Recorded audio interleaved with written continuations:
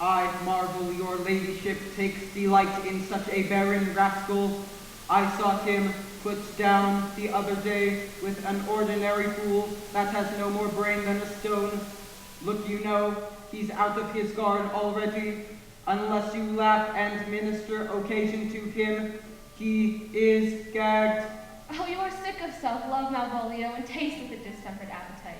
To be generous, guiltless, and of free disposition is to take things for bird bolts that you deem cannon bullets.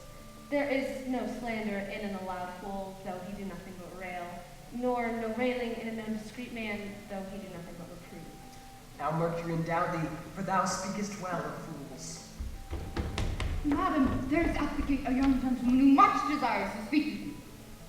Who of my people hold him in delay? Sir Toby, madam, your kinsman. Catch him off, I pray you. Fire on him. He speaks nothing but madmen. Go you, Malvolio. If it be a suit from the Count, I am sick, or not at home, what you will to dismiss it. Now you see, sir, how your fooling grows old and people dislike it. Thou hast spoke for us, Madonna. Ah, here he comes. One of thy kin has a most weak pia mater. What is he at the gate, cousin? A gentleman. A gentleman. What gentleman? There's a gentleman here. God, plague these tickled herrings. Townhouse hot. It's Sir Toby. Cousin, how do you come so early by this lethargy? Lechery? I defy lechery. There's one at the gate. Ay, Mary, what is he? Let him be the devil, and he will. I care not. Give me faith, say I. Well, it's all one. Go thou and sit on my tongue. He is but mad yet, Madonna, and the fool shall look to the madman. Madam, yon young fellow swears he will speak with you. I told him you were sick. He takes on him to understand so much, and therefore comes to speak with you. I told him you were asleep. He takes on him to have a foreknowledge of that too, and therefore comes to speak with you. What is to be said to him? He speaks very shrewishly and is fortified against any denial. Tell him he shall not speak with me.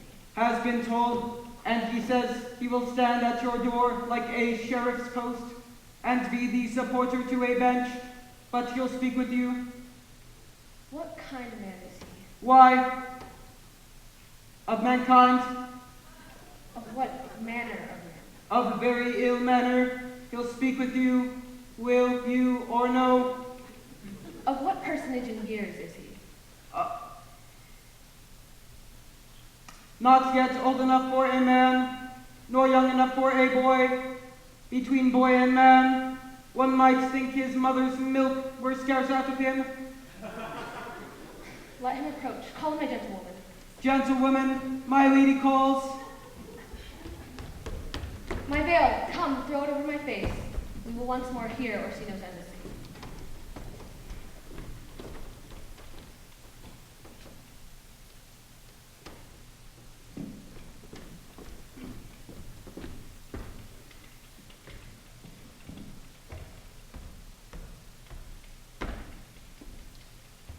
The honorable lady of the house, which is she? Speak to me, I shall answer for her, your will. Most radiant, exquisite, and unmatchable beauty. Pray you, tell me if this be the lady of the house, for I have never seen her.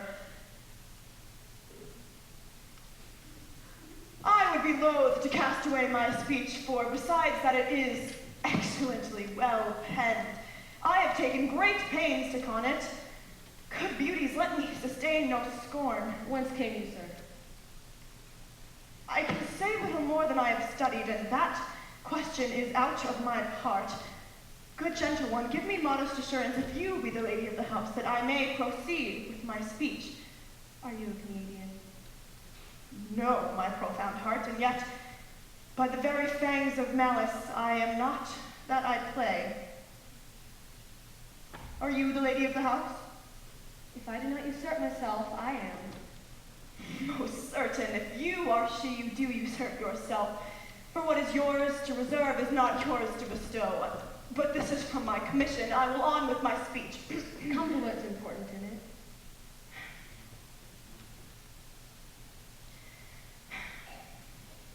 it. It alone concerns your ear.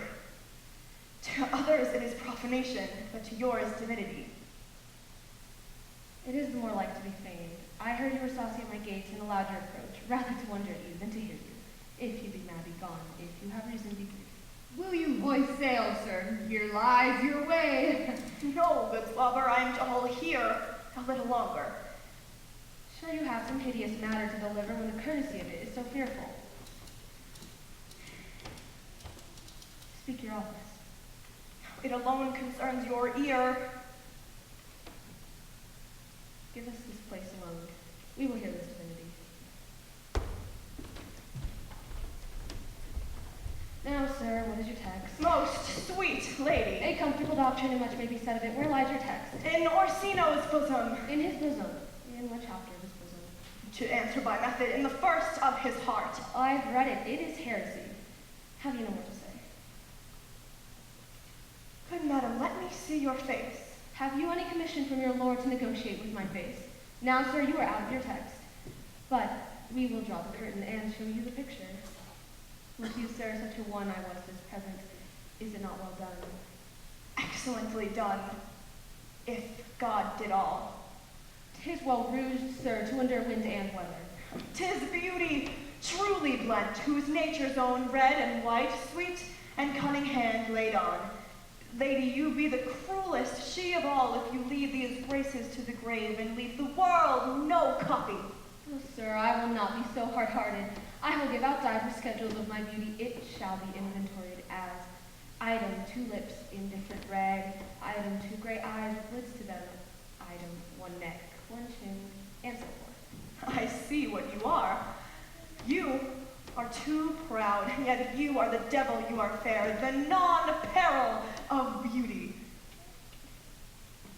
My lord and master loves you, that such a love should be but recompensed. How does he love me? With adorations, fertile tears, with groans that thunder love, sighs of fire. Your lord does know my mind. I cannot love him. Yet I suppose him virtuous, know him noble, of great estate, of fresh and stainless youth, of voices well divulged, free learnt and valiant, and in the dimension and the shape of nature, a gracious person. But yet I cannot love him. He might have took his answer long ago. If I did love you with my master's flame, with such a suffering, with such a deadly life, in your denial I would find no sense. I would not understand it. Why? What would you? Make me a willow cabin at your gate, and call upon my soul within the house. Write loyal cantons of content love, and sing them loud, even in the dead of night. Halloo your name to the reverberate hills, and make the babbling gossip of the air cry out, Olivia! You should not rest between the elements of the earth and the air, but you should pity me. You might do much. What is your parentage? Above my fortunes, but my state is well. I am a gentleman. Get to your lord. I cannot love him. Let him send no more. Unless, perchance, you come to me again to tell me how he takes it. I thank you for your pains. Spend this for me? I am no feed post lady. Keep your purse. My master, not myself, lacks recompense. Love make his heart a flint that you shall love. Let your fervor, like my master's, be placed in contempt. Farewell, fair cruelty. What is your parentage? Above my fortunes, yet my state is well. I am a gentleman. I'll be sworn thou art. Thy tongue, thy face, thy limbs, actions, and spirit, to give thee fivefold blazon. Not too fast, soft, soft. Unless the master were the man, how now? Even so quickly may one catch the plague. Methinks I feel this youth's perfections with an invisible and subtle stealth creep in at mine eyes. Well, let it be. What ho, Malvolio? Here, madam, at your service. Run after that same peevish messenger, the Count's men. He left this ring behind him. Would I or not, tell him I'll none of it. Desire him not to clatter with his lord, nor hold him up with hopes I am not for him. If that the youth come this way tomorrow, I'll give him reason for it. Hide thee, Malvolio. Madam, I will too, I know not what in fear to find. Mine eye too great a flatterer for my mind. Fate, show thy force, ourselves we do not owe. What is decreed must be, and be this so.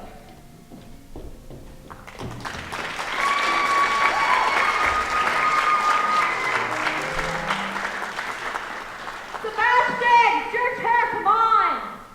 Of course you started without me. Yeah, I did. Hurry! Alright, let's do this.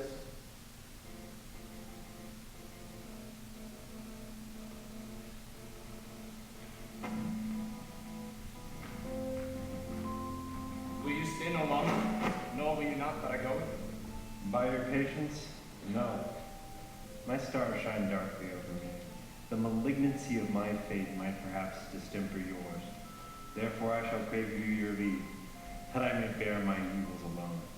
It were a bad recompense for your love, to lay any of them on you. Let me know whither you are bound. No, sooth, sir. Voyage is mere extravagancy, but I perceive in you a touch of modesty. You must know me then. Antonio? My name is... S-E-B-E-A-S-T-I-A-N,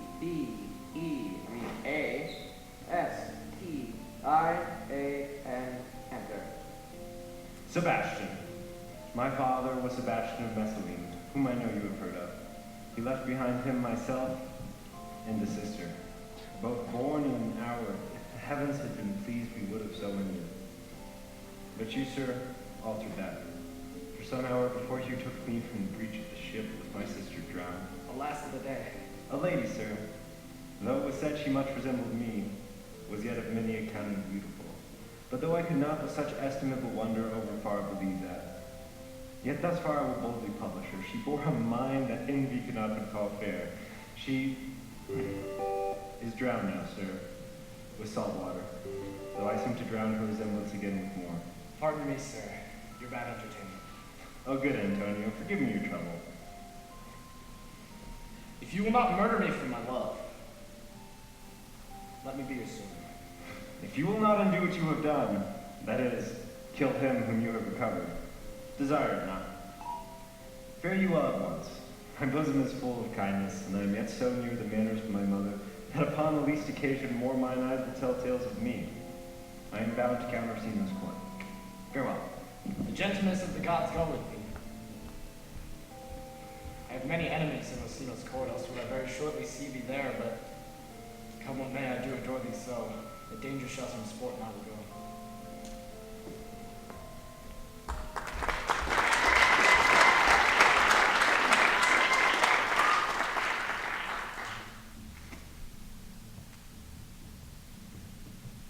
Were you not even now with the Countess Olivia? Even now, sir, on a moderate pace, I have since arrived but hither. She returns this ring to you. Sir, you might have saved me my pains to have taken it away yourself. She adds, moreover, that you should put your lord in a desperate assurance. She will none of him. And one thing more, that you never be so hardy as to come again in his affairs, unless it be to report your lord's taking of this. Receive it so. She took the ring of me, I will none of it. Come, sir, you peevishly threw it to her, and her will is it should be so returned. If it be worth stooping for, there it lies. If not, be it his that finds it. I left the ring with her. What means this, lady? I left no ring with her. What means this, lady? Fortune forbid my outsides have not charmed her. She made good view of me, indeed so much that sure methought her eyes had lost their tongue, for she did speak and start distractedly. She loves me, sure. The cunning of her passion invites me in this churlish messenger. None of my lord's ring, why I sent her none. I am the man. Oh, but if it be so as 'tis poor Olivia, she had better love a dream. Disguise, I see thou art a wickedness, wherein the pregnant enemy does much. How easy it is for the proper false in women's waxen hearts to set their forms. Alas, our frailty is the cause, not we. For such as we are made of, such we be. How will this fadge? My master loves her dearly, and I, poor monster, fond as much on him, but she, mistaken, seems to dote on me. What will become of this? As I am a man, my state is desperate for my master's love. As I am a woman, now alas the day, with thriftless sighs shall poor Olivia breathe.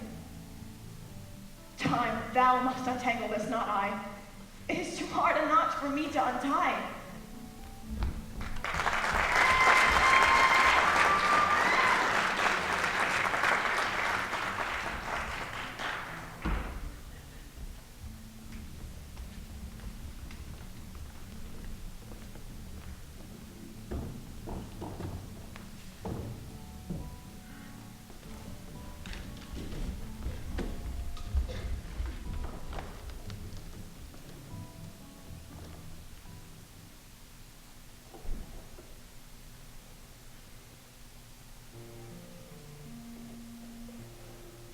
Approach Sir Andrew.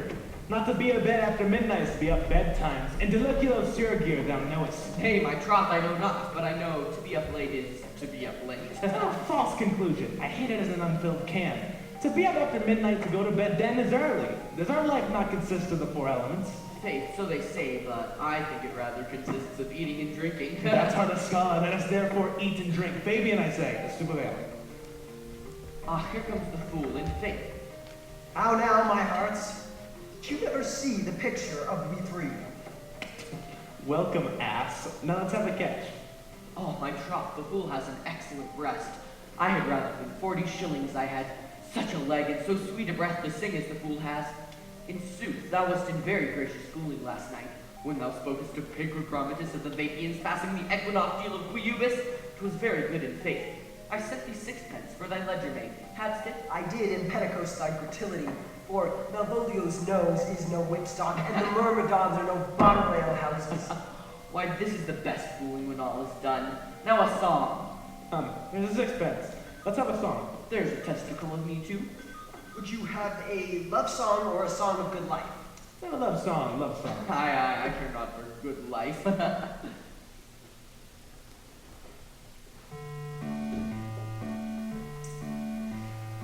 Oh, mistress mine, are you roaming? Oh, stay and hear, your true love is coming, then sing, oh, ah, ah. And lo, trip no further, pretty sweeting, journeys end in lovers meeting. Every wise man's son doth know.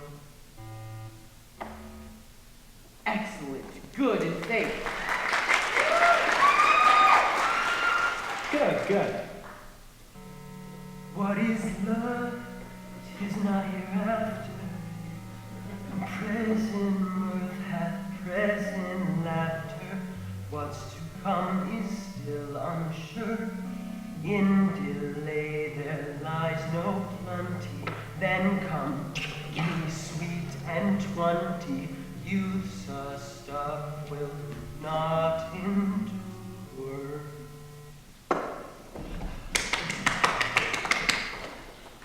A mellifluous voice, as I am true knight. A contagious breath. Very sweet, contagious in faith. To hear by the nose, it is dulcet in contagion. But shall we make the welcome dance indeed?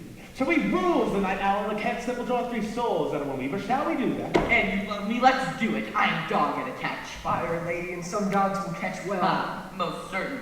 Let our catch be thou, knave. Hold thy peace, thou knave. Knight, I shall be constrained to call you knave, knight.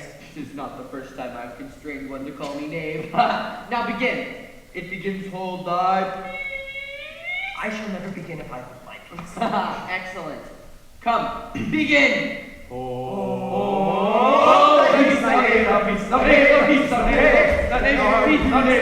say caterwauling do, you keep here. Ahem. If my lady hath not called up her steward Malvolio, and bid him turn you out of doors, never trust me. My ladies and stallion, Malvolio's a freckle face, and 3 merry men be we. Am I not consanguineous? Am I not of her blood? Tilly Valley lady. And 3 merry men, And 3 merry men, and 3 merry men be we. I in the wood, and thou on the ground, and Jack sleeps in the tree. You strew me the knight's an admirable fooling. Aye, he do well if he be disposed, and so do I too. He does it with a better grace, but I do it more natural. Oh, the 12th day of December. For the love of God, peace! My masters, are you mad, or what are you? Have ye no wit, manners, nor honesty, but to gabble like tinkers at this time of night? Do ye make an alehouse of my lady's house, that ye squeak out your cobbler's catches without any mitigation or remorse of voice? Is there no respect of place, persons, nor time in you? we did keep time, sir, and our catches snuck out. Sir Toby, I must be round with you. My lady Bailey tell you that, though she harbors you as her kinsman, she is nothing allied to your disorders. If you can separate yourself and your misdemeanors, you are welcome to the house. If not, and it would please you to take a leave of her, she is very willing to bid you farewell. Farewell, dear hearts, since I must needs be gone. Sweet Sir Toby! His eyes to show his days are. It's even so. Oh, but I shall never die. Sir Toby, there you lie. This is much credit to you. Shall I let him go? What and if you do? Shall I let him go and spare not? Oh, no, you dare not. And whom, sir, he lied? Art thou any more than a steward? Is that because thou art virtuous, there shall be no more cakes in it? Yes, by St. Anne, and ginger be hot in the mouth too. Thou art the right. Go, sir, rugged chain of crumbs, a sip of wine, Mariah. Mistress Mary, if you prized my lady's favor at anything more than contempt, you would not give means to this uncivil rule. She shall know of it by this hand.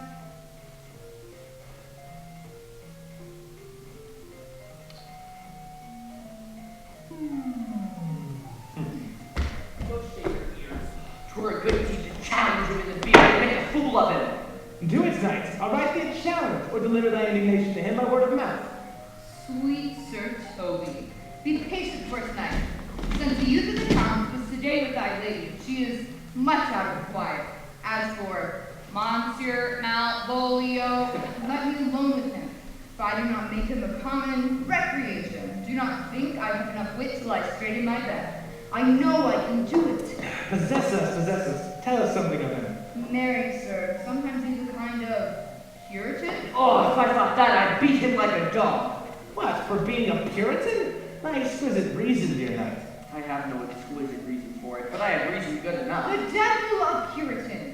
He's but a timekeeper, an affectioned ass, so crammed as he thinks with excellencies that it is his grounds of faith that all that look on him, love him, and on that vice in him will find revenge, find notable cause to work. What will thou do? I will drop in his way some obscure epistle of love, wherein, by the color of his beard, manner of his gait, shape of his leg, expression of his eye, forehead, and complexion, he shall find himself most feelingly personated.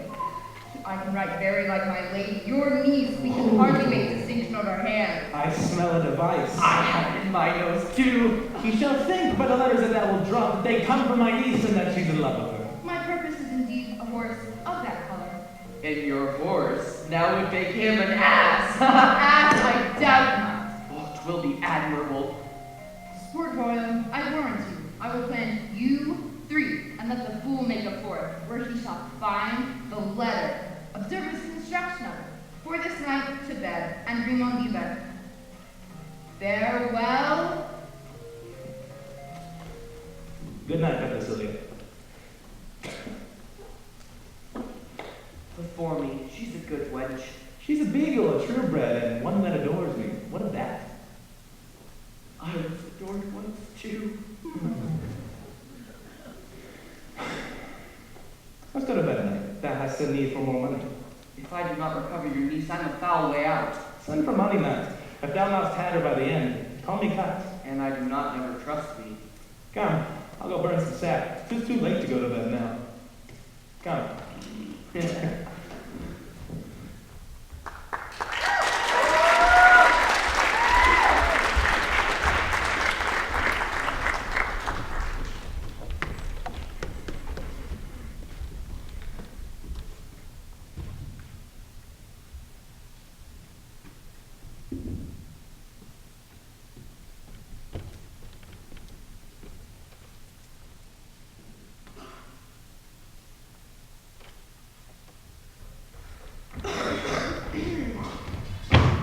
Give me some music.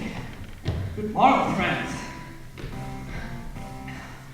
Now, Cesario, with that piece of song we heard earlier, that old antique one from last night, what dost thou think of this tune? Gives a very echo to the seat where love is throned. Now dost speak masterly. Young though thou art, thine eye hath stayed upon one in love, hath it not, my boy? A little, by your favor. What kind of woman is it? Of your complexion. Oh, she is not worth thee, then. About what years, faith? About your years, my lord. Too old, by heaven.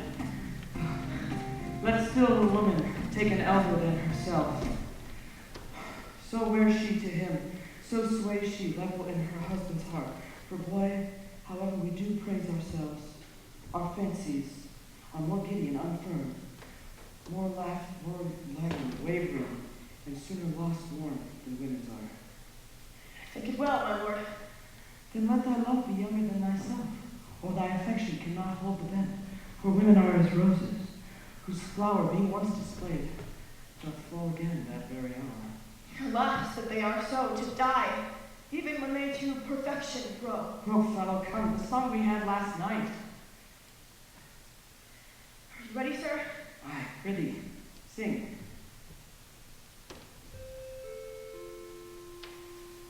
Come away, sad, and in sad cypress let me be laid. Fly away, breath,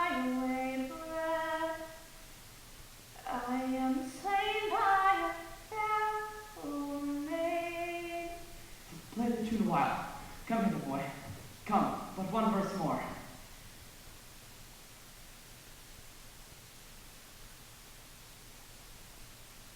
Good man, what are you gonna do? Come away, death, and in sad cypress let me be laid. Fly away, breath,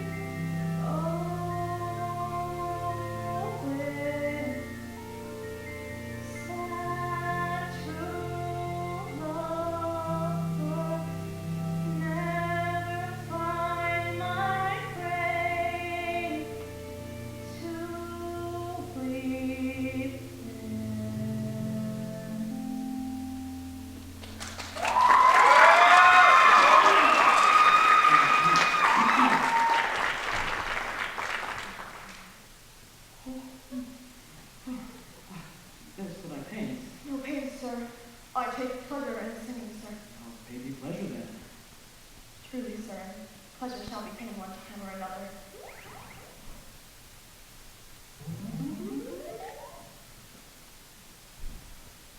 Let all the rest give place. Get thee to yarn who sought her cruelty. Tell her my love is more noble than the world. If she cannot love you, sir, I cannot be so answered. but you must. Say that there is some lady, as perhaps there is, who hath for your love a great pang of heart as you have for Olivia. You cannot love her, and you tell her so. Must she then not be so answered? There is no woman's sighs that can buy the beating of so strong and passion as love doth give my heart. No woman's heart is so big to hold so much. They lack attention. Alas, their love may be called appetite, but mine is all as hungry as the sea, and can digest as much. Make no compare between the love a woman can bear me and the love that I do only. Aye, but I know What is that? too well what love women to men may owe. Alas, in faith they are as true in heart as we. My father had a daughter loved a man, as it might be were I a woman, I should your wish. And what's her history? A blank, my lord. She never told her love, but let concealment, like the worm in the bud, feed under the masked cheek. She pined and thought, and with a green and yellow melancholy sat, like patience on a monument, smiling at grief. Is this not love, indeed?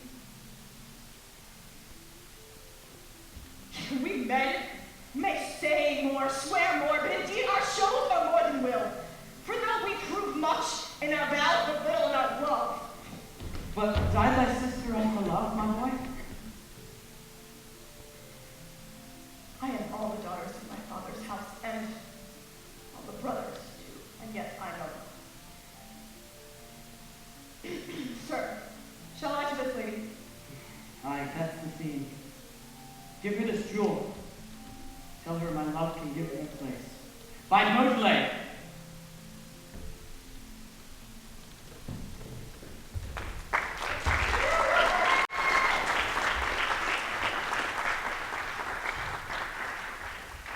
There's a lot of singing in this. Yeah. Come thy way, Senior Fabian.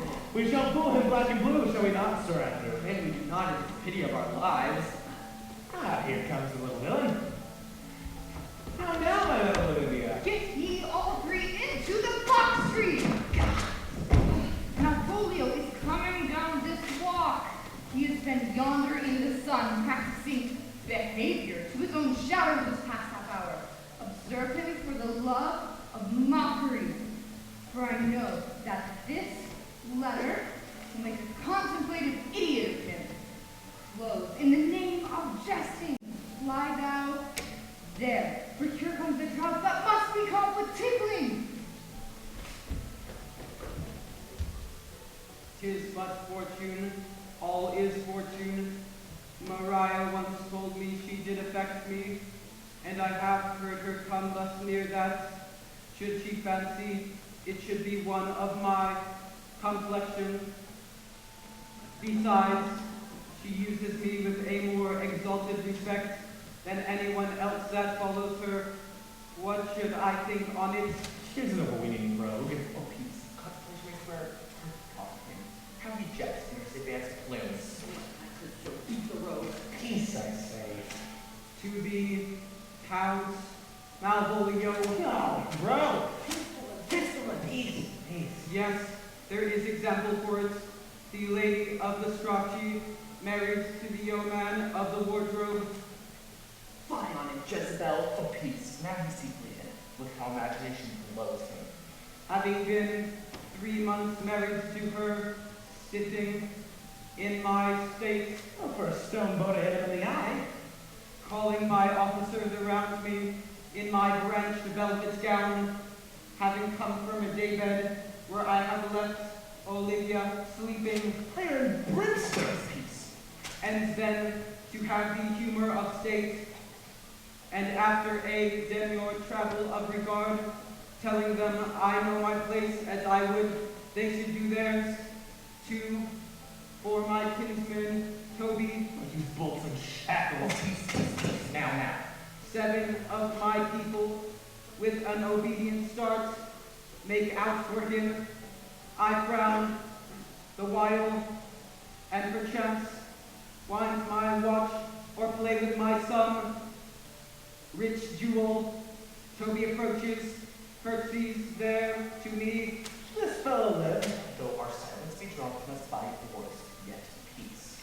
I extend my hand to him, thus quenching my familiar smile with an austere regard of control, And does not Toby take you a blow of the lips then?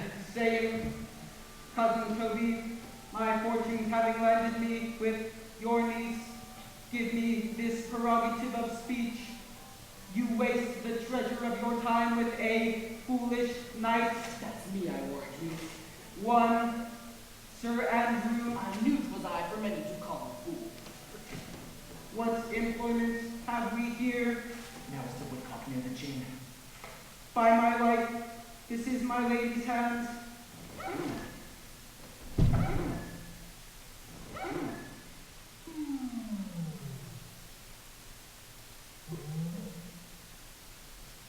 To the unknown beloved, this and my good wishes, her very praises. Whom should this be? This wins him with grand all. Jove knows I love. Who? Lips do not move. No man must know. No man must know. What follows? Numbers altered. No man must know. If this should be thee, Malvolio, Mary Henry Crock. I may command where I door, but silence, like a Lucier knife, with bloodless strokes my heart doth o'er. M-O-A-I, doth sway my life. A busty riddle. Excellent wench they are. M-O-A-I doth sway my life? Nay, but first, let me see. Let me see. Poison has she dressed him. And with speed the ex-spaniel takes at it. I may command where I door. Why? She may command me. I serve her. She is my lady. Why? This is evidence then formal capacity. There is no instruction in this, and the end. To what should that alphabetical position pretend? If I could make that resemble something in me, softly. M-O-A-I. Oh, I make up that. Cry quiets. M. Malvolio. M. Why? That begins my name. Did not I say you would work it out? The curse excellent. M. But then there's no constancy in the sequel. H should follow, but O does. And O shall end, I hope. I, or I'll cuddle him and make him cry. L. And I comes behind. Huh. M. I, and you have an eye behind you. You might see more attraction at your heels than fortunes before you. M-O-A-I. This simulation is not as the former. And yet, it would appear to bow to me. For every one of these letters are in my name. Soft. Here follows prose. If this should fall into my hands, revolve.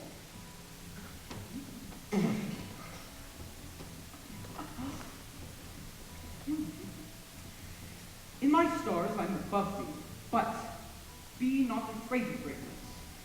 Some are born great, some achieve greatness, and some have greatness thrust upon them. Thy fates open their hands. Let thy blood and spirit embrace them, and to inure thyself to what thou art like to be, tax thy humblest flowers when appear fresh. Be opposite with the kinsmen, surly with servants, with thy tongue tame arguments of state. Put thyself into the trick of singularity. She thus adviseth thee that sighs with thee. Remember who commended thy yellow stockings, and wished to see thee ever cross-gartered. I say, remember. Go to. Thou art made, if thou desirest it to be so. If not, let me see thee a servant. Still? Oh, fellow of servants? Not worthy to touch fortune's fingers. Farewell. She that exalts her services with thee, the fortunate unhappy. Daylight and champagne discovers not more. This is open. I will be proud. I will read prolific authors. I will baffle Sir Toby. I will wash off gross acquaintance. I will be points device, the very man. I do not now fool myself. Let imagination take me. For every reason excites to this, that my lady loves me. Ah, she did commend my yellow stockings of late. She did praise my late being cross-gartered. And in this, she manifests herself to my love, and in a kind injuncture drives me to these habits of her liking. I thank my stars. I'm happy. I will restrain that from the yellow stockings and cross-gartered, even with the swiftness of putting on. Jove and my stars be praised. Dear Judge Poster, thou canst not choose but to know who I am. If thou entertainest my love, let it appear in my smiling. Thy smiles become thee well, and therefore my presence still smile. Dear my sweet, I prithee. Jove, I beg thee, I will smile. I will do everything that thou wilt have me. Woohoo!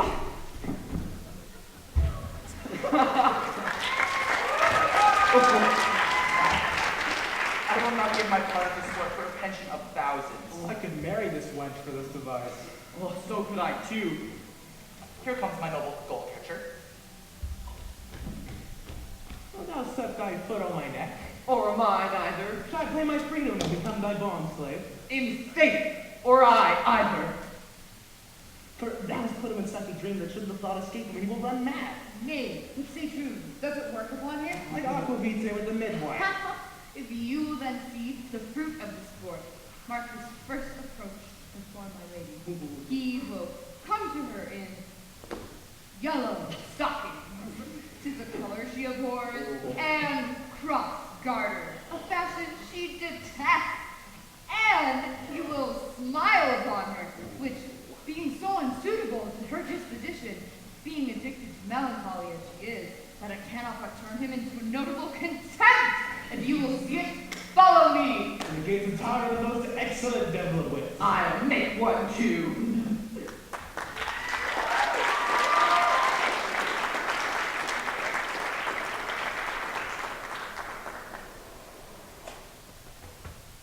So, what has happened? I don't know, you tell me. I've been gone for half the day. Yeah. There won't. Well, we didn't miss anything important. There's a Duke, and he's a DJ, and he likes his girl Olivia,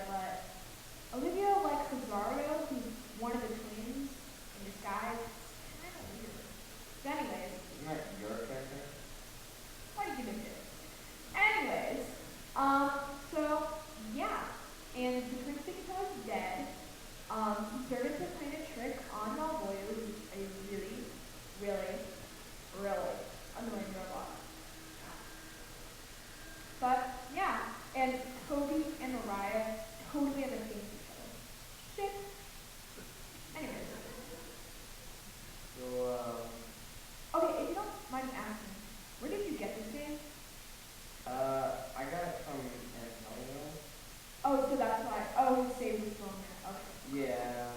Cool. So, let's continue. It says it's a cartridge too.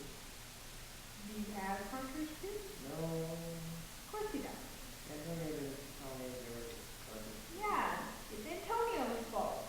Uh-huh. Right, it's Antonio's fault. I'm gonna go tell him that. I'm also gonna get the cartridge too. Mm-hmm. You better. Alright. To Antonio's house.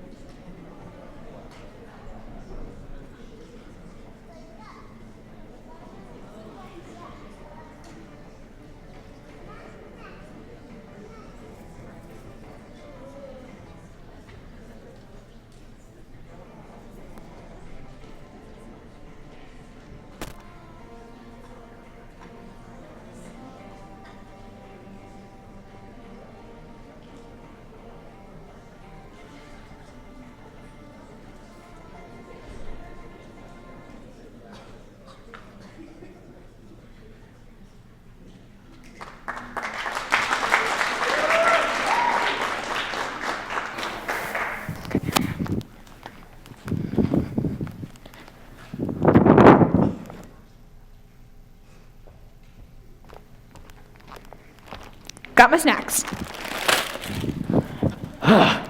Finally, you're back. I just had to run all the way to Antonio's and back. Uh-huh. Oh, Wasn't that far? it was far enough. And you didn't do it. You just went and got food. What can I say? I'm the queen. Antonio said there was more action in this one, so... What's up with boys and their action? Like, What's up with girls and their drama? Alright, whatever. Let's do this.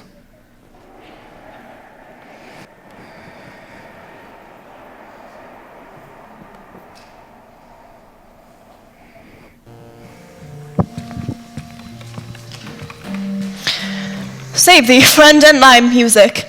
Dost thou live by thy tabor? No, sir, I do live by the church. Art thou a churchman? No such matter, sir. I live by the church, for I live at my house, and my house doth stand by the church. They that dally nicely with words may quickly make them wanton. Troth, sir, words are grown so false, I am loath to prove reason with them. Words are very rascals to see this age. A sentence is but a kid glove to a good wit. How quickly the wrong side may be turned outward. Art thou not the Lady Olivia's fool? I am indeed not her fool, but her corrupter of words. Foolery, sir, does walk about the orb like the sun. It shines everywhere. Nay, I'll no more with thee. Hold, there's expenses for thee.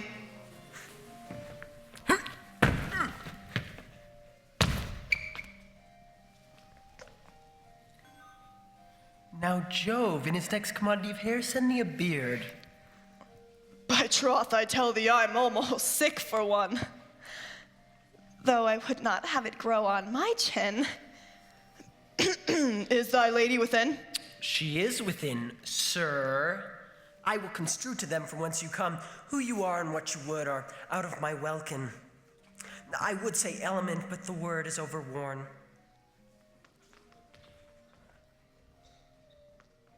This fellow is wise enough to play the fool, and to do that, well, craves a kind of wit.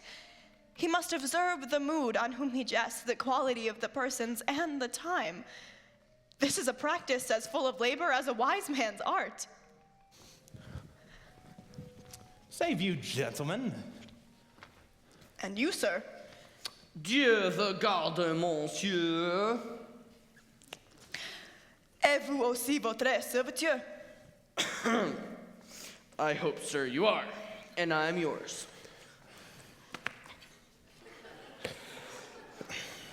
Will you encounter the house? My niece is desirous you should enter if you trade beads to her. I am bound to your niece, sir. She is the list of my voyage. Well then, taste your legs, sir. Put them to motion. My legs do better understand me than I understand what you mean, bidding me taste my legs. I mean to go, sir, to enter. I will answer you with gate and entrance, but we are prevented.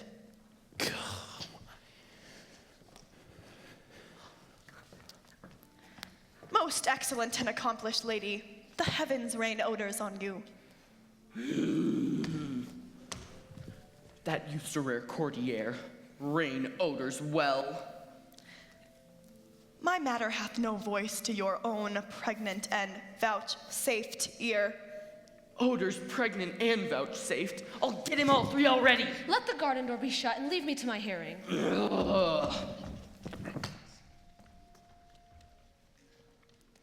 Give me your hand, sir.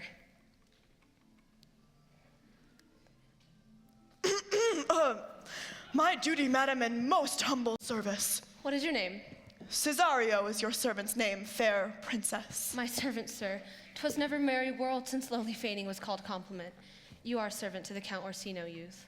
And he is yours, and his must needs be yours. Your servant's servant is your servant, madam. For him, I think not on him. Would his thoughts, would they were blanks rather than filled with me. Madam, I come to whet your gentle thoughts on his behalf. By your leave, I pray you, I bade you never speak again of him. But would you undertake another suit? I had rather hear you to solicit that than music from the sphere. Dear lady. Give me leave, beseech you. I did send, after the last enchantment you did hear, a ring in chase of you. So did I abuse myself, my servant, and I fear me you. Under your hard construction must I sit, to force that on you in a shameful cunning, which you knew none of yours. What might you think? Have you not set mine honor at the stake and baited it with all the unmuzzled thoughts the tyrannous heart could think? To one of you receiving enough is shown. A cypress not a bosom hideth my heart. So let me hear you speak. I pity you. That's a degree to love. No, not a jot. For 'tis vulgar proof that very oft we pity enemies. Why then, methinks 'tis time to smile again. O world, how apt the poor are to be proud. Be not afraid, good youth, I will not have you. And yet, when wit and youth are come to harvest, your wife is like to reap a proper man. There lies your way. Due west. Then westward how? Grace and good disposition attend your ladyship. You will nothing, madam, to my lord by me. Stay, I prithee.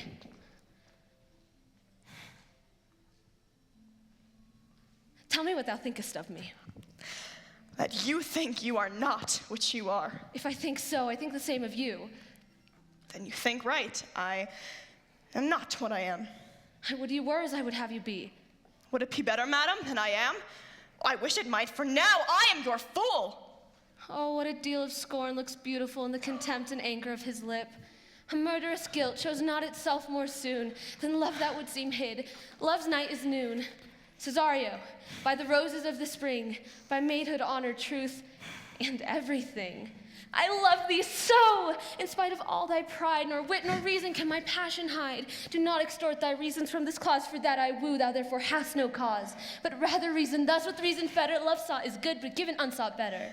By innocence I swear, and by my youth, I have one heart, one bosom, one truth, that no woman has, nor never, none shall be mistress of it, save I alone. And so adieu, good madam, and nevermore will I my master's tears to you deplore. Yet come again, for thou perhaps mayst move that heart which now pours to like his love. Awkward.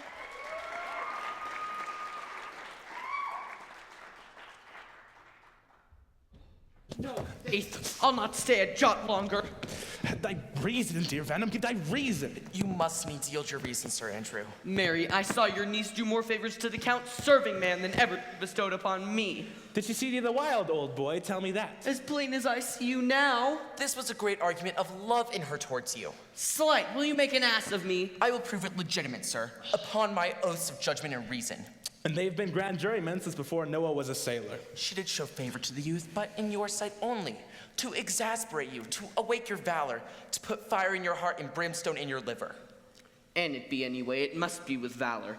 For policy I hate. Well then, challenge the Count's youth to fight with him.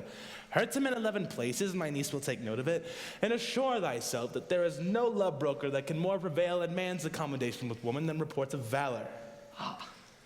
Will either of you bear a challenge to him? Go, write it in a martial hand, be cursed and brief, but eloquent and full of invention. Taunt him with a license of ink. Where shall I find you? We'll call thee at the cubiculo. Go. We shall have a rare letter from him. You'll deliver it? Trust me. For Andrew, you'll find as much blood in his liver as would clog the foot of a flea. And his opposite, the youth, bears no great presage of cruelty. Look where the youngest comes. If you desire the spleen and will laugh yourself in the stitches, follow me. For yon Go Malvolio has turned heathen, a very renegado. For there is no Christian that means to be saved can ever believe such impossible passages of grossness. He's in yellow stockings. And cross-gartered. Most villainously, like a pendant that keeps school in the church. He does obey every point of the letter that I dropped to betray him. He does smile his face into more lines than in a new map of the Indies. You have not seen such a thing as 'tis. And I know my lady will strike him, and if she do, he'll smile and take it for a great favor. Come, bring us where he is.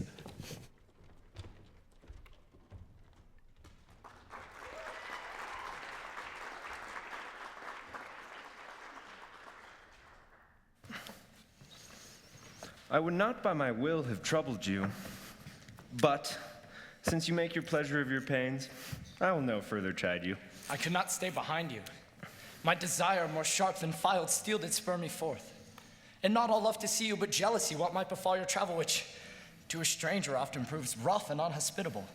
My willing love, rather than these arguments of fear set forth in your pursuit. My kind Antonio. I can no other answer make but thanks. And thanks. Fraught good turns are shuffled off. But what's to do?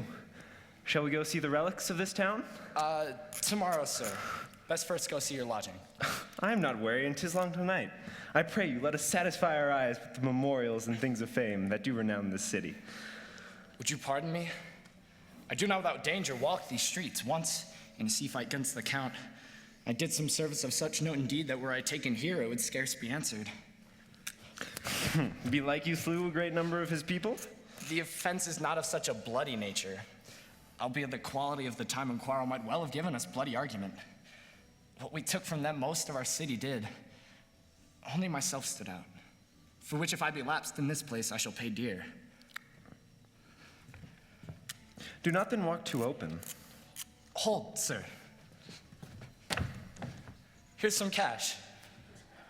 In the south suburbs at the Elephant is best to lodge. I will bespeak our diet while you beguile the time and feed your knowledge with the viewing of the town.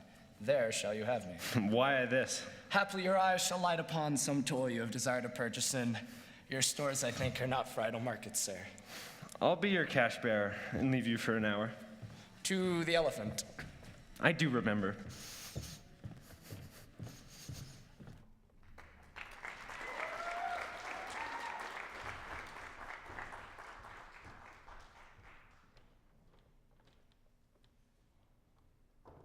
I have sent after him. He says he'll come. How shall I feast him? What bestow of him? For youth is bought more oft than begged or borrowed. I speak too loud. Where's Malvolio? He is sad and civil and speaks well for a servant with my fortunes. Where is Malvolio? He is coming, madam, but in a very strange manner. The man is sure possessed, madam. Why, what's the matter? Does he rave? No, madam, he does nothing but smile. Your ladyship were best have some guard about you, for if he come, for sure the man is tainted in his wits. Go, call him hither. I am as mad as he, if sad and merry madness equal be. How now, Malvolio?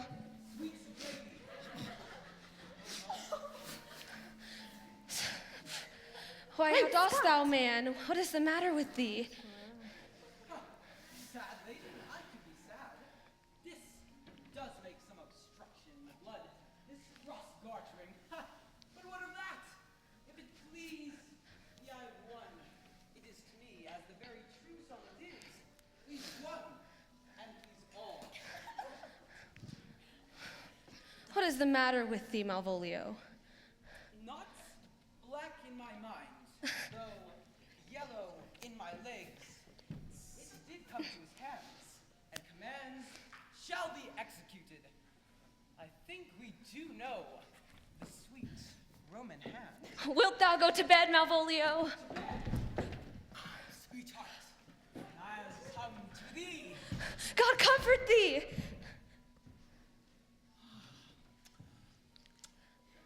Why dost thou smile so and kiss thy hand so oft? How do you, Malvolio?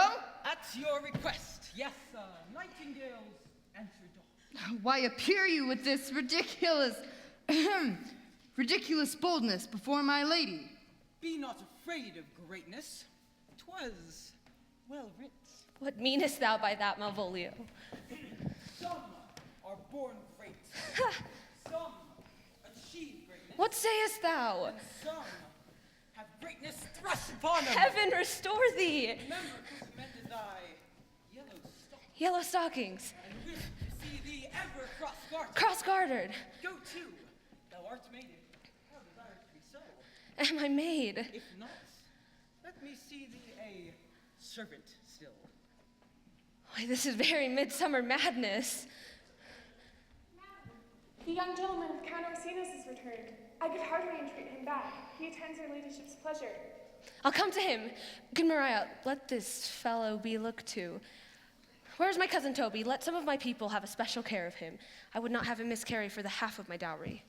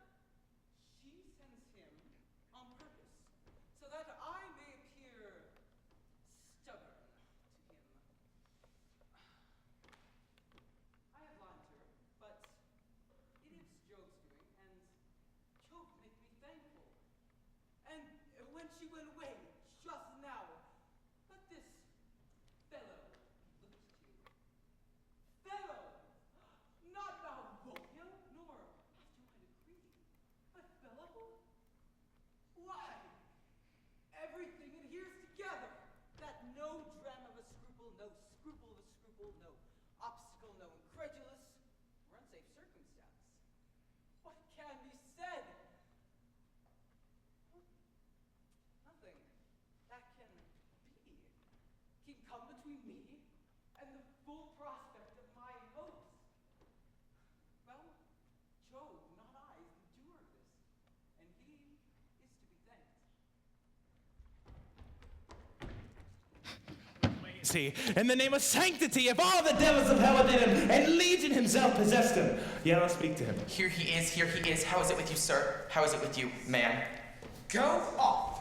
I'm discarded. Let me enjoy my private. Go off! Lo, how the fiend speaks within him!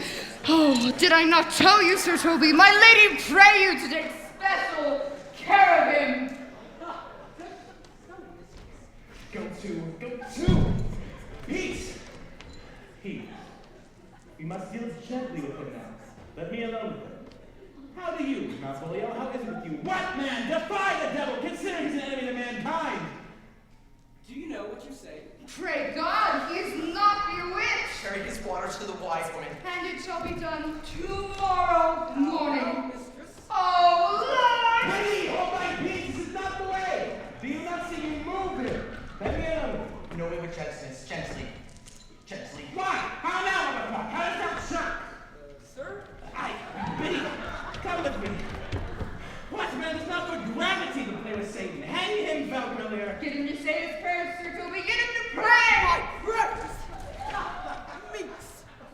No, I warned you. He will not hear. Godliness! Go! Hand yourselves off! You are idle, shallow things.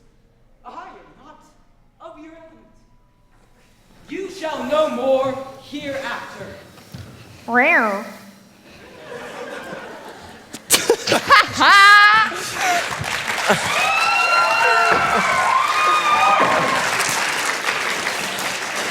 If this were played upon a stage now, I'd condemn it as an improbable fiction. Nay, but pursue him now, lest his device take air and taint. Why, we shall make him mad indeed.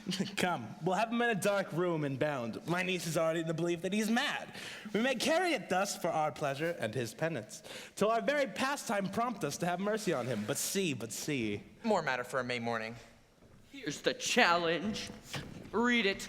Warrant there's vinegar and pepper in it. Is so saucy. Aye, is it I warrant him. Do but read. Give.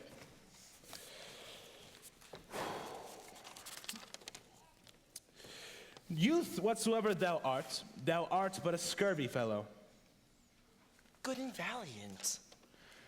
Thou comest to the lady Olivia, and in thine eyes she uses thee kindly, but thou liest in thy throat. Very brief, and to exceedingly good sense. Less. I waylay thee going home, were it by the chance to kill me. Good. Thou killest me like a rogue and a villain. Still you keep on the windy side of the law. Good. Fare thee well, and God have mercy upon one of our souls? So look to thyself, thy friends, and thy sworn enemy. If this letter move him not, his legs cannot. I'll give it him. You may have very fit occasion for it. He is now in some commerce with my lady, and will by and by depart. Go, Sir Andrew, scout me for him at the corner of the orchard. As soon as thou seest him, draw. And as thou draw, swear horrible. Away. Nay, let me alone, forswearing. Oh. Now, will I not deliver his letter? For the behavior of the young gentleman gives him out to be of good capacity and breeding. Therefore, this letter, being so excellently ignorant, will prove no terror in the youth. But I will set upon Aguchick a notable report of valor. This will so scare them both, they'll kill each other by the look. Here he comes with your niece. Make way till he take leave, and presently after him. I will meditate the while upon some horrid message for a challenge.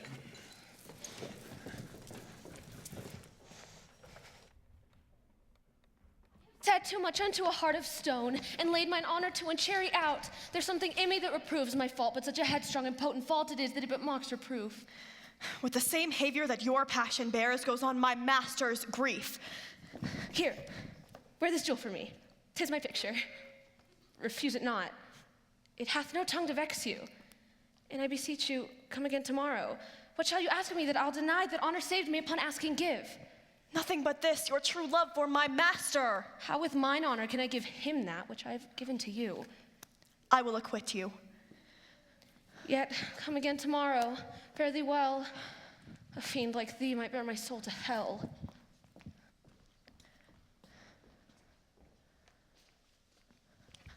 Gentlemen, God save thee. And you, sir?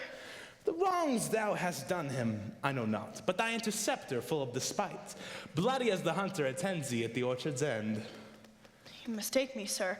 I am sure no man hath any quarrel to me. My remembrance is free and clear of any image of offense done to any man. You'll find it otherwise, I assure you. So therefore, if you hold your life at any price, betake you to your guard. For your opponent has within him what youth, strength, and wrath can furnish a man withal. Pray you, sir, what is he? He is a knight with undented weapons, but yet a devil in private brawl. Body and soul be divorced three, so hobnob, give it or take it. I will return again into this house. I am no fighter. I have heard of some kind of men who put quarrels purposely on others to taste their valor. Belike this is a man of that quirk. Sir, no. His indignation derives itself from a very competent injury, so get you on and give him his desire. This is as uncivil as strange.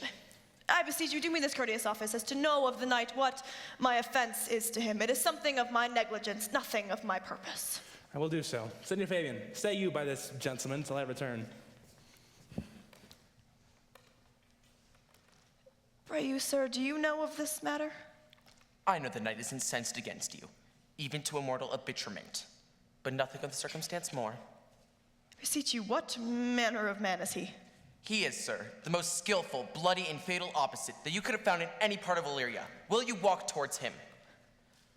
I will make your peace with him if I can. I shall be bound to you for it. I am one who would rather go with Sir Priest than Sir Knight. I care not who knows so much of my mettle.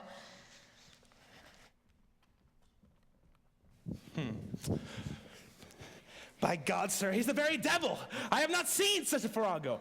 I had a fight with him, cudgel, pickaxe, and all. He gives me the stuck-in with such a mortal motion that death was inevitable. They say he's been boxer at the Sophie. Box on it, I'll not meddle with him.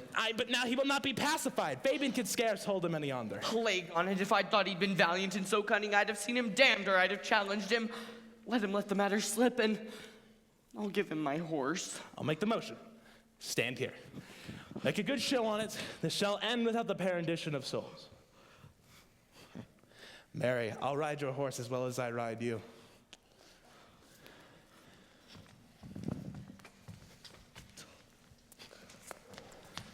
I have his horse to take up the quarrel. I persuaded him to use the devil. And he's as horribly conceited of him, and pants and looks pale as if a bear at his heels.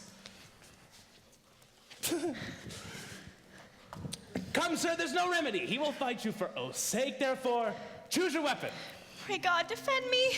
A little thing would make me tell them how much I lack of a man. Give ground if you see him furious.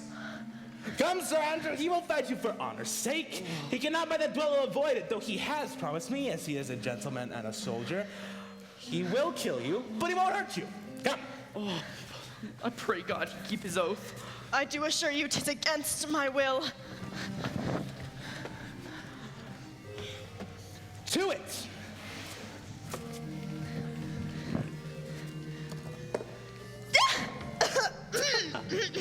Ha ha! Ha! Oh.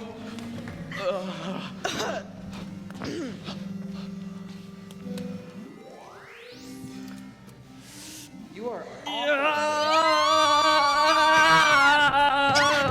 Shut up! How are you losing? This is such an easy fight. I'm concentrating.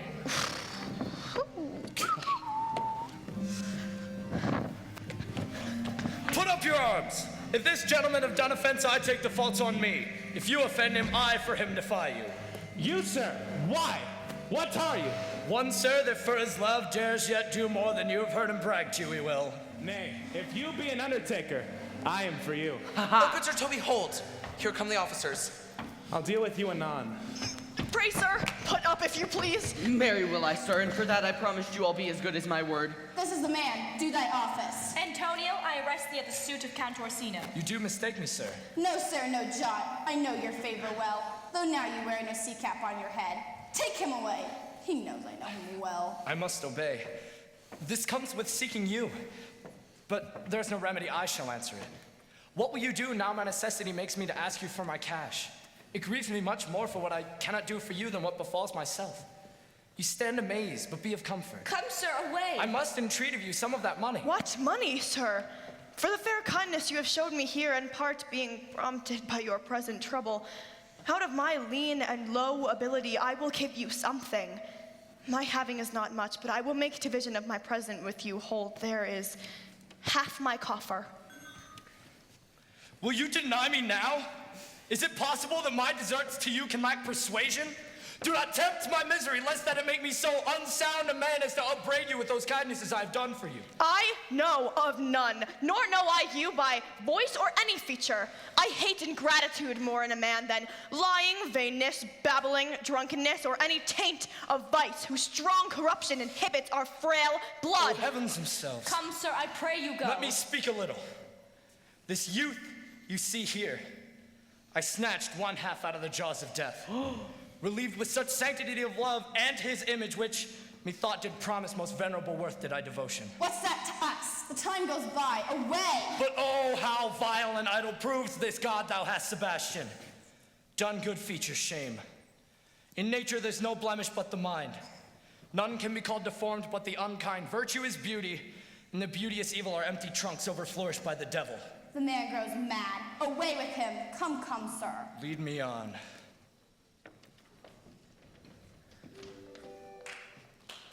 Methinks that his words do from such passion fly, that he believes himself, so do not I. Oh, prove true, imagination, prove true that I, dear brother, now be taken for you. Come hither, knights, come hither, Fabian. We'll whisper a couplet or two over most sage saws. He named Sebastian. I, my brother, know, yet living in my glass, even such and so in favor was my brother. And he went still in this fashion, color, and ornament for him I imitate. Oh, if it prove tempests are fair and salt waves are fresh in love. A very dishonest paltry boy, and more cowardly than a hare. His dishonesty appears in leaving his friend here, necessity in denying him. And for his cowardship, ask Fabian. A coward, a most devout coward, religious in it. Slight. I'll after him again and beat him. Do, cuff him soundly. And I do not. Come, let's see the event. I dare lay any money, 'twill be nothing yet.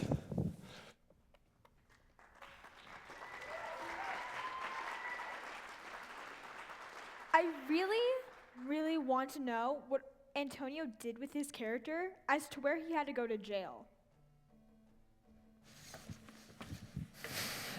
You make me believe that I am not sent for you. Go to. Go to. Thou art a foolish fellow. Let me be free of thee. Well held out in faith. No, I do not know you, nor am not bid to come sent to you by my lady, nor your name is not Master Cesario, nor this is not my nose neither. Nothing that is so is so. I prithee, vent thy folly somewhere else. Thou knowest not me. Vent thy folly. He has heard this word from some great man and now applies it to a fool. Vent thy folly, I prithee now, ungird thy strangeness, and tell me what I shall vent to my lady. Shall I vent to her that thou art coming? I prithee, foolish Greek, depart from me. There is money for thee. If you tarry longer, there'll be worse payment. By my troth, thou hast an open hand. These wise men that give fools money get themselves a good report. Now, sir, have I met you again?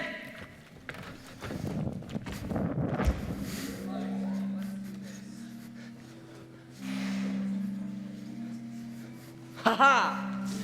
Yeah! There for you! Oh. Why? There's for thee. Oh, and there. And there.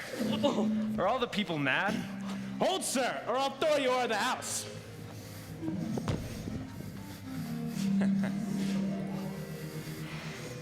And another challenger. Let's go. Show off.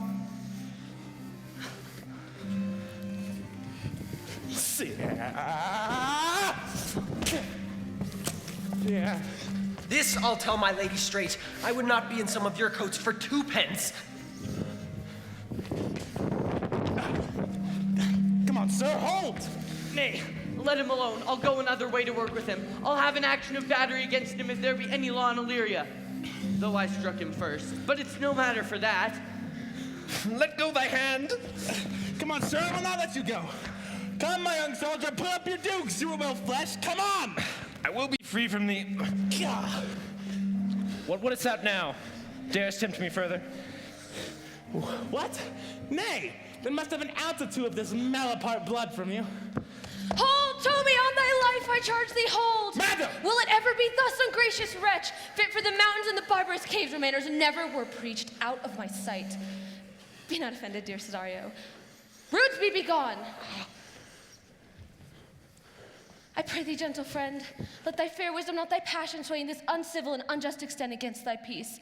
Go with me to my house, and hear there how many fruitless pranks this ruffian had botched up, that thou mayst smile at this. Thou shalt not choose but go. Do not deny. Beshrew his soul for me. He prompted this poor heart of mine for thee. What relish is in this? How runs the stream? Or am I mad? Else this is a dream? If fancy still thy sense and lieth steep, if thus be to dream, still let me sleep. Nay, come, I prithee, would thou'st be ruled by me? Madam, I will. Oh, say so and so be! What is this game rated?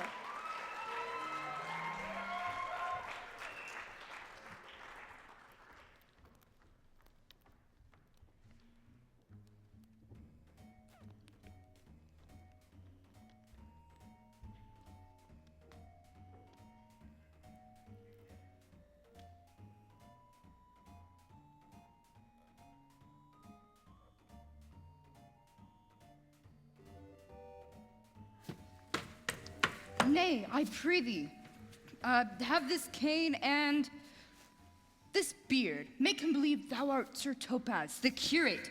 Do it quickly. I'll call Sir Toby the Whilst. Well, I'll put it on. I'll dissemble myself in it. I would I were the first to dissemble myself in such a gown. Ah, the competitors enter. Jove bless thee, Master Parson. Buenos dias, Sir Toby. Or as the old hermit of Prague, who never saw a pen and ink, said to the niece of King Gorboduc, that is. So I, being Master Parson, am Master Parson. For what is that but that and is but is? To him, Sir Topaz. God. What ho, I say peace in this prison. The knave counterfeits well. Who calls there? Sir Topaz the curate, who comes to visit Malvolio, the lunatic. Sir Topaz! Sir Topaz! Good Sir Topaz, go to my lady. Oh, hyperbolical fiend, how vexest thou this man? Talkest thou nothing but of ladies? Fool, never was there man thus wronged.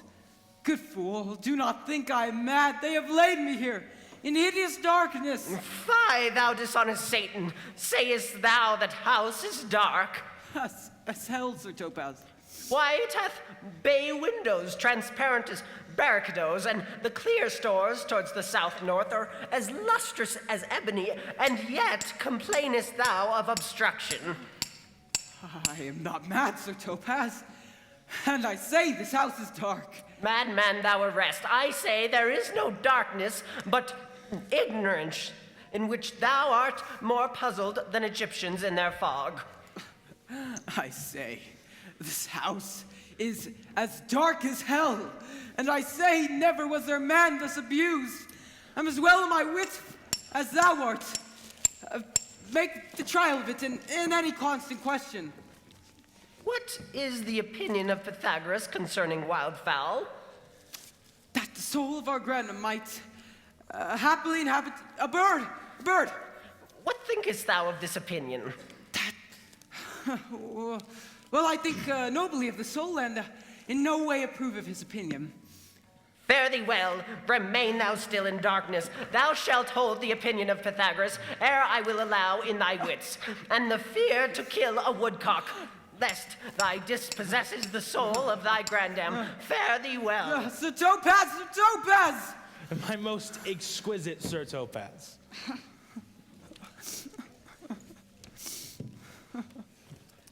I am for all waters. Thou mightest have done this without thy beard and cane. He sees thee not. To him in thy own voice, and bring me word how thou findest him. I wish we were well rid of this knavery.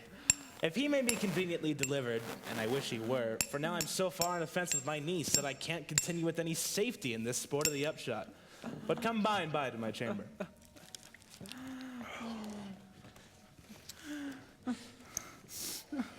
Hey, Robin, jolly Robin, tell me how thy lady does. Fool. She is unkind, purty. Fool. Alas, why is she so? Fool, I say! She loves another. Who calls her? Good fool, as ever thou wilt deserve good at my hand. Help me to some light and some paper. As I am a gentleman, I will live to be thankful to thee for it. Master Malvolio? Aye, good fool. Alas, sir, how fell you besides your 5 wits? Fool, there was never a man so notoriously abused. I'm as well in my wits, fool, as thou art. But as well?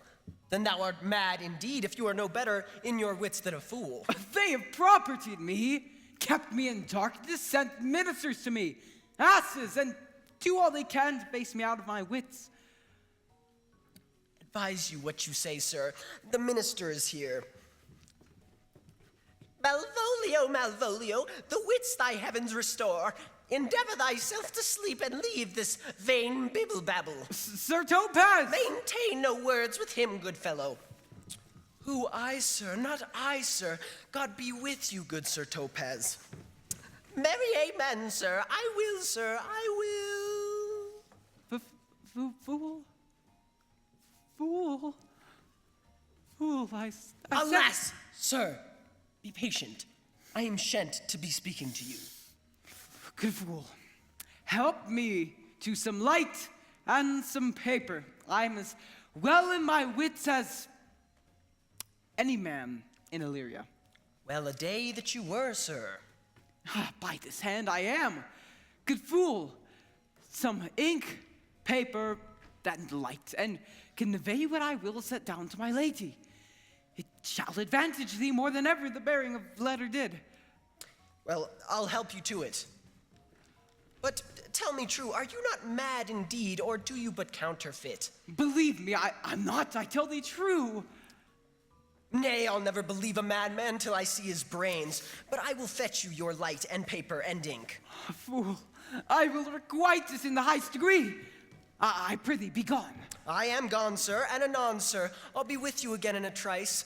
You're a mad lad, pare thy nails, dad, adieu, good old vice.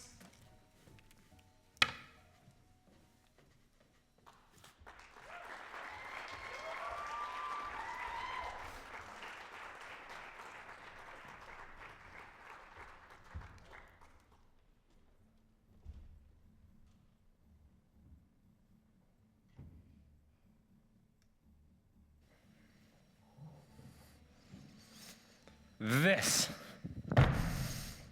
is the air.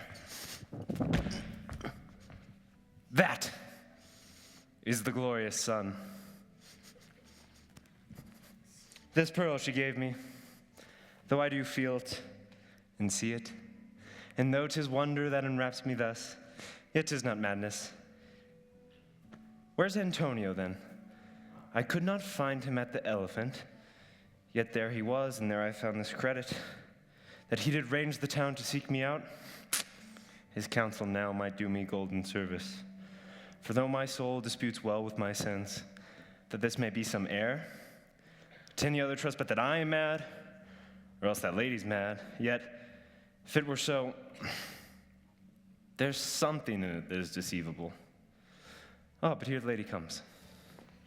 Blame not this haste of mine. If you mean well, go with me and with this holy man into the chantry, by there before him and under that consecrated roof. Plight me the full assurance of your faith, that my most jealous and too doubtful soul may live at peace. He shall conceal it. Till you are willing, it shall come to note. What do you say? I'll follow this good man and go with you, and, having sworn truth, ever will be true.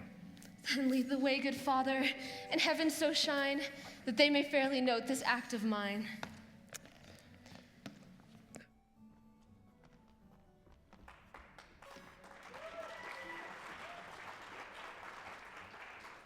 Did you just get married? Actually, I think I got a ball and chain. But Good point. Same thing. Now, as thou lovest me, let me see his letter. Good Master Fabian, grant me another request. Anything? Do not desire to see this letter. This is to give a dog, and in recompense desire my dog again.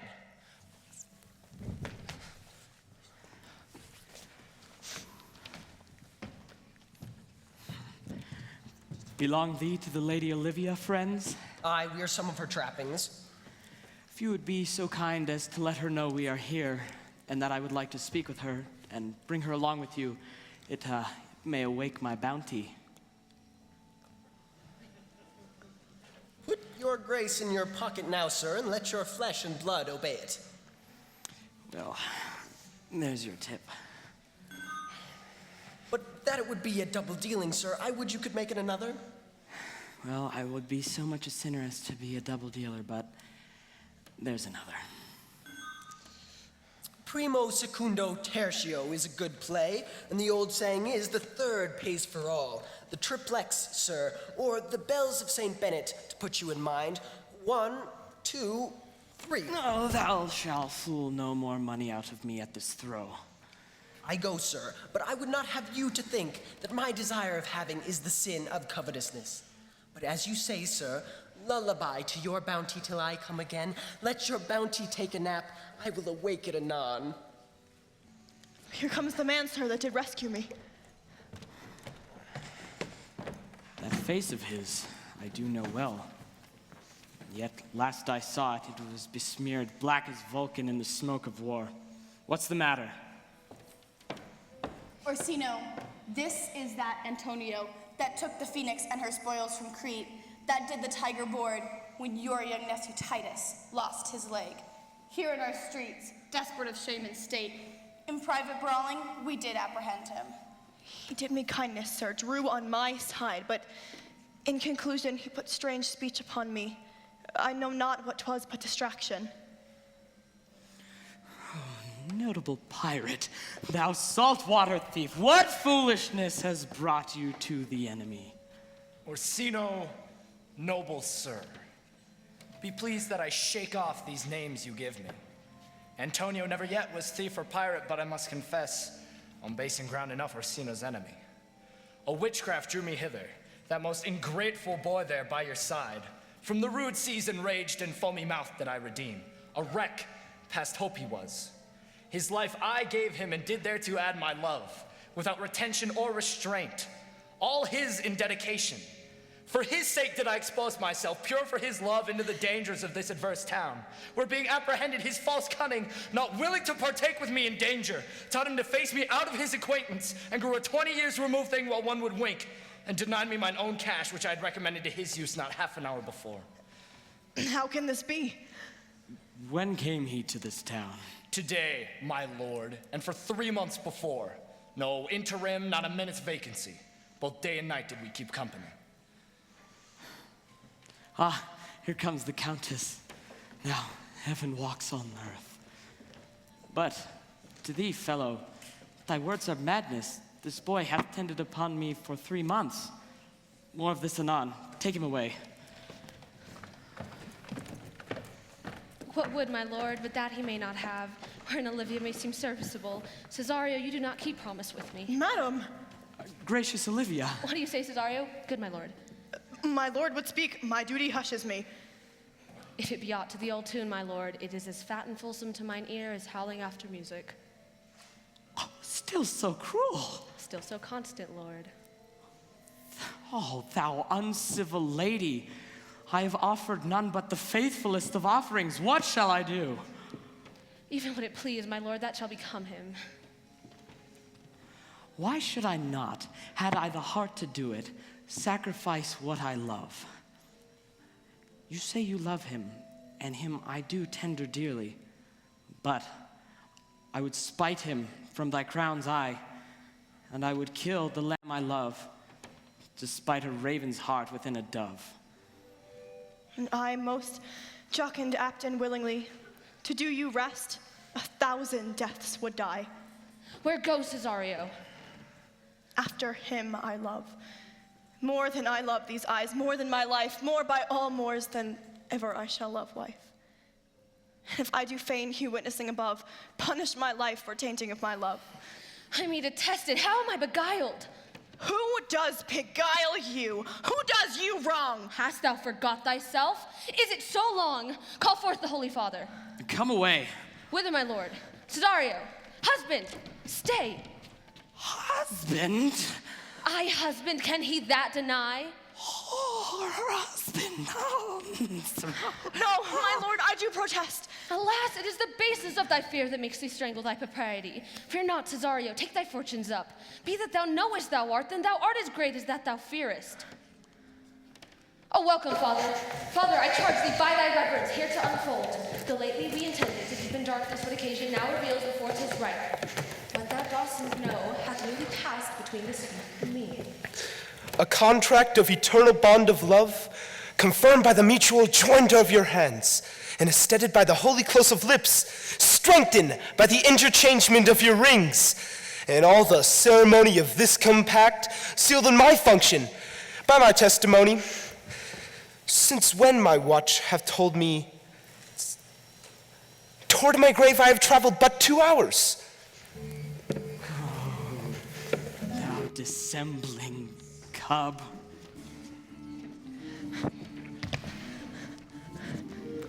What wit thou be when the time hath sewed on a grizzle on thy case? Or will not else thy craft so quickly grow that thine own trip shall be thine overthrow?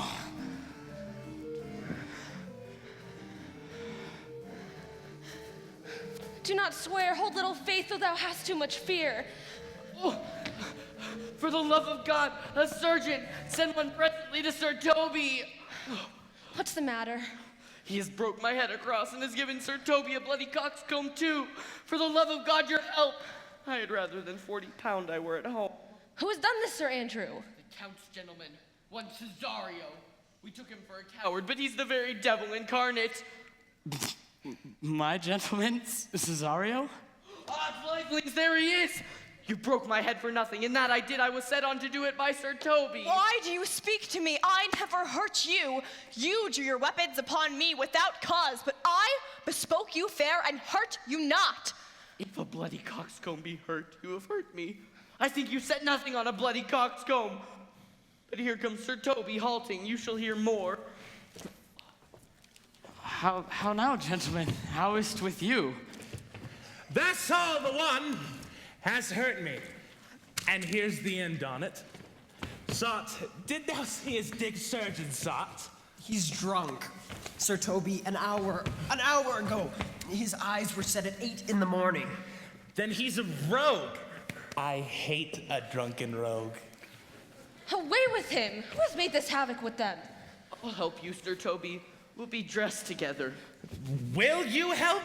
An asshead, a coxcomb, and a knave. A thin-faced knave, a gull. Let their hurts be looked to.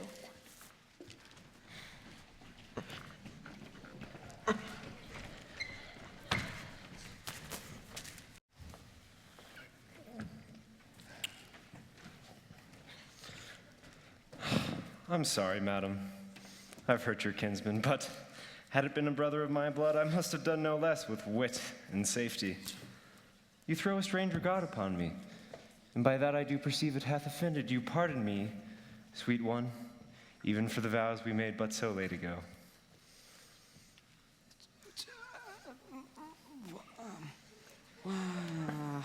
Antonio! Oh!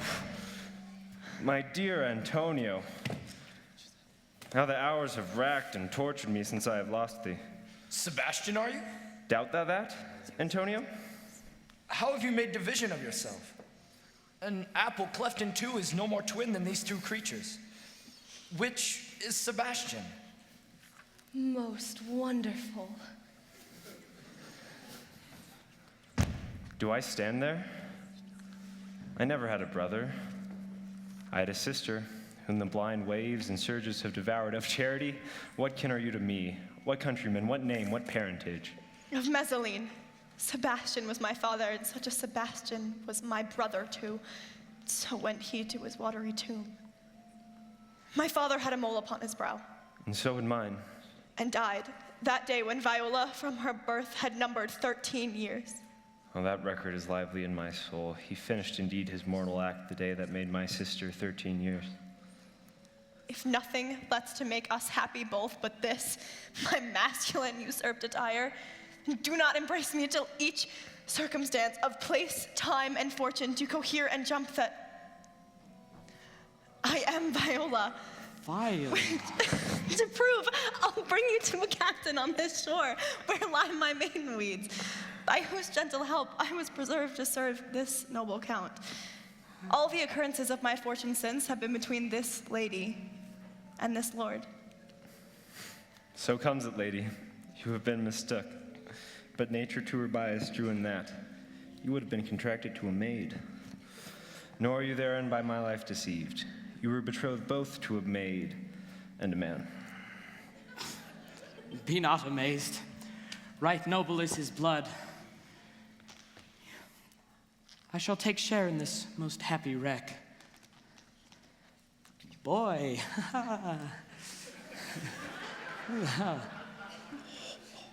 Thou hast said to me 1,000 times, thou shouldst never love woman like to me. And all those sayings will I overswear, and all those swearings keep as true in soul as doth that orbed continent the fire that severs day from night. Give me thy hand, and let me see thee in thy woman's weeds. The captain that did bring me first on shore hath my maid's garments. He upon some action is now in durance at Malvolio's suit, a follower and gentleman of my lady's. He shall enlarge him. Fetch Malvolio hither. And yet, alas, now I remember me, they say, poor gentleman, he's much distract. A most distracting frenzy of mine own, from my remembrance banished his. How does he, sirrah? Truly, madam, he holds Beelzebub at the stave's end. He's here writ a letter to you.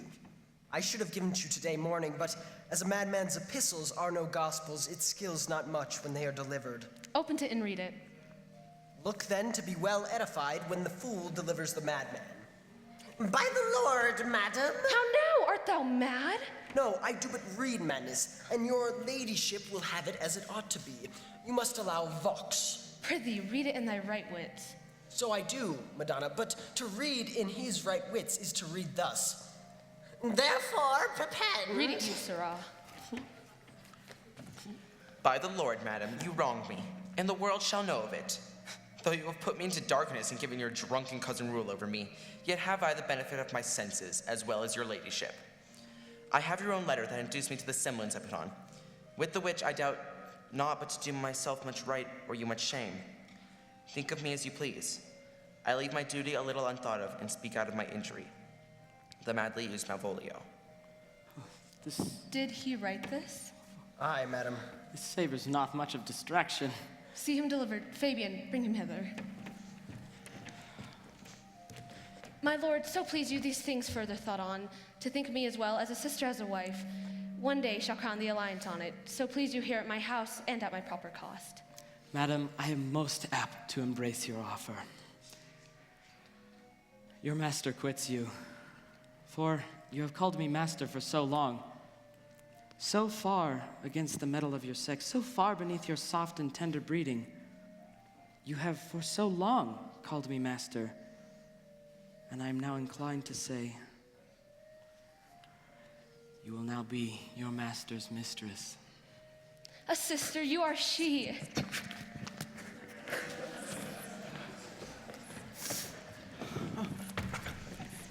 Is this the madman? I, my lord, the same. Hana Malvolio. Madam, you have done me wrong. Notorious wrong. Have I, Malvolio? No. Lady, you have. Pray you. Peruse that letter. You must not now deny 'tis your hand. Write from it if you can in hand or phrase, or say 'tis not your seal, nor your invention. Well, you can say none of this. Oh, grant it then, and tell me, in the modesty of honor, why you have given me such clear lights of favor, bade me come smiling and cross-gartered to you, and doing this in an obedient hope. Why have you suffered me to be imprisoned, kept in a dark house, visited by the priest, and made the most notorious Gek and Gull that ever invention played on? Tell me, why? Alas, Malvolio, this is not my writing. Though I confess, much like the character, but out of the question, 'tis Mariah's hand. And now I do bethink me, it was she first told me thou wast mad, then camest in, smiling in such forms which were here presupposed upon thee in the letter. Prithee be content, this practice hath most shrewdly passed upon thee, but when we know the grounds and authors of it, thou shalt be both the plaintiff and the judge of thine own cause. Good madam, hear me speak, and let no quarrel nor no brawl to come taint the condition of this present hour which I have wondered at. In hope it shall not, most freely, I confess myself and Toby did set this device against Malvolio here, upon some stubborn, uncourteous parts we did conceive against him. Maria writ the letter at Sir Toby's importuning, and recompense whereof he hath married her. Now with sportful malice it was followed, may rather pluck on laughter than revenge, but if the interest be justly weighed on both sides past. Alas, poor fool, how they have baffled thee. Why, some are born great, some achieve greatness, and some have greatness thrust upon them. I was one in this interlude, one Sir Topez, but that's all one. By the Lord, fool, I am not mad. But do you remember, madam, why laugh you at such a barren rascal? And you smile not, he's gagged. And thus the whirlgigs of time bring in his revenges. I'll be revenged on the whole pack of you. He hath been most notoriously abused. Pursue him, and entreat him to a peace. Then, when the golden time convents, all shall be well. For now, sweet sister, Cesario, haha.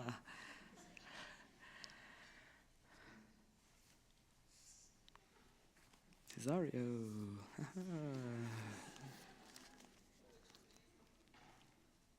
For so you shall be while you are a man. But when in other habits you are seen, Orsino's mistress and his fancy queen.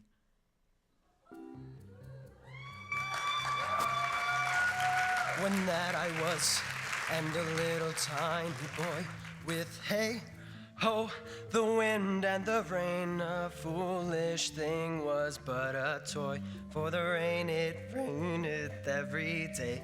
But when I came to man's estate, with hey, ho, the wind and the rain, 'gainst knaves and thieves men shut their gate, for the rain it raineth every day. But when I came, alas, to wife, with hey, ho, the wind and the rain, by swaggering could I never thrive, for the rain it raineth every day. But when we came unto our beds, with hey, ho, the wind and the rain, with toss still had drunken heads, for the rain it raineth every day. A great while ago, the world begun, with hey, ho, the wind and the rain, but that's all one, our play is done, and we'll strive to please you every day.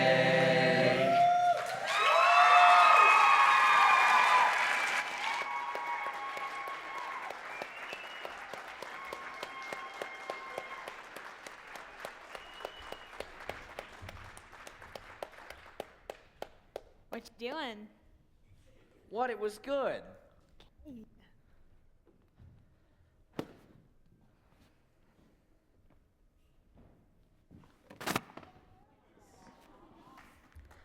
I may not always say it, but I'm glad you're my brother. So, what do you want to do now? Want to play again? Yes, absolutely, right now. Okay, player one, ready. Let's do this.